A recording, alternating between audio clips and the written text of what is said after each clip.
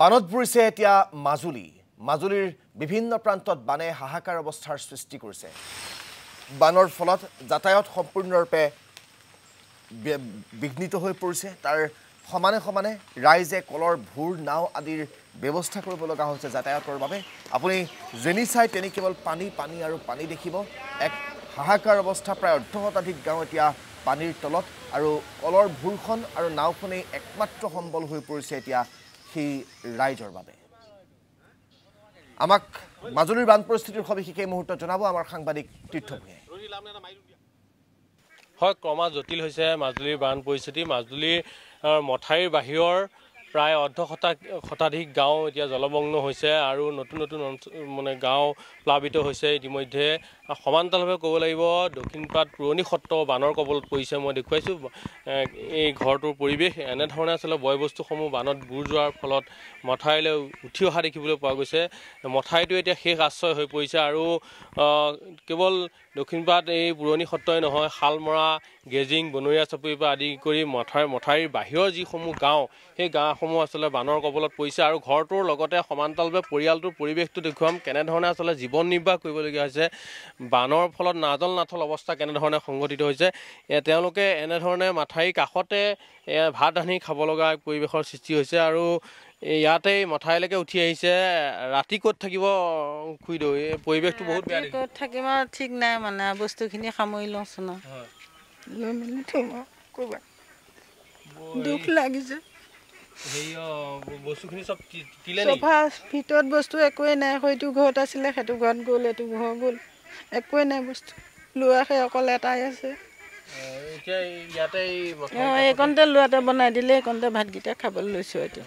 আৰু এই যিসমূহ বস্তু দেখিছোঁ চব তিতিলে দেখোন। চব তিতিলে, একোৱেই নাই।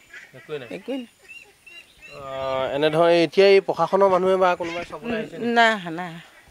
পশুধনসমূহ কি হৈছে? নাই, পশুধনসমূহ এনেদৰে উঠাই আনিছে। এনেকৈ উঠাই আনিছে। আৰু গৰু গাই কিবা আছিলে? গৰু গাই নাই, ছাগলী 5টা আছে, সেইপিনে থৈছোগৈ হাতত। ৰাতি ক'ত থাকিব? ৰাতি ক'ত থাকিম আৰু এইটো ভগৱানে জানে। পৰিৱেশটো, ঘৰটো পৰিৱেশ দেখিছোঁ অতি বেয়া। একো নাই আজিলৈকে, একো নাই, একোৱে নিদিয়ে, কোনো ফালৰ পৰা একোৱে নাপাওঁ। হয়, অতি বিধ্বস্ত কৰিছে বানে। যিটো ঘৰ আছিলে আচলতে কেঁচা ঘৰ আৰু সেই ঘৰটো বানে এনেদৰে বিধ্বস্ত কৰা দেখিবলৈ পোৱা গৈছে। সমান্তৰালভাৱে যিসমূহ তেখেতসকলৰ বয় বস্তু আছিলে সেইসমূহ আচলতে বানত বুৰ যোৱা দেখিবলৈ পোৱা গৈছে ক্ৰমাগতভাৱে। শৰতে এনেধৰণে দেখুৱাইছে পৰিৱেশ। দক্ষিণপাট পুৰণি সত্ৰৰ পৰিৱেশ সেয়া দেখুৱাইছোঁ। তোমাৰ ওচৰলৈ আহিছোঁ ভাইটি, অকণমান যদি ওচৰলৈ আহা। উঠাব নোৱাৰিলা নেকি? পানী বুৰ যোৱা দেখিছোঁ।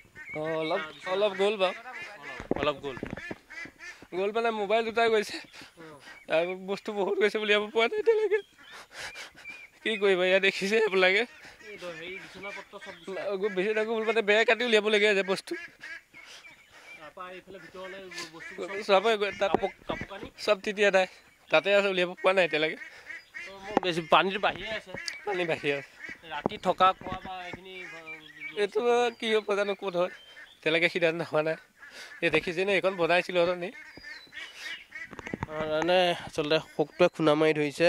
তেখেতসকলৰ যি বয় বস্তুসমূহ আছিলে, যি লাম লাকুত আছিলে, সেইসমূহ ইতিমধ্যে বানত বুৰ গৈছে। দক্ষিণপাট পুৰণি সত্ৰৰ এই পৰিৱেশ দেখুৱাইছোঁ আৰু এনেধৰণে মথাউৰিৰ বাহিৰৰ যিসমূহ গাঁওসমূহৰ একেই পৰিৱেশ। এনেধৰণে আচলতে প্লাবিত হৈছে আৰু হঠাৎ বান বৃদ্ধি পোৱাত তেখেতসকলৰ নাজল নাথল অৱস্থা হৈছে আৰু যিসমূহ তেওঁলোকৰ বয় বস্তু আছিলে, মই ইতিমধ্যে কৈছোঁ বিচনাপত্ৰ আছিলে, শৰতে দেখুৱাইছে সকলো আচলতে এনেধৰণে বানৰ মাজুলীৰ বান পৰিস্থিতি আমাক তীৰ্থ ভূঞাই দেখুৱালে। মাজুলীত হাহাকাৰ অৱস্থা।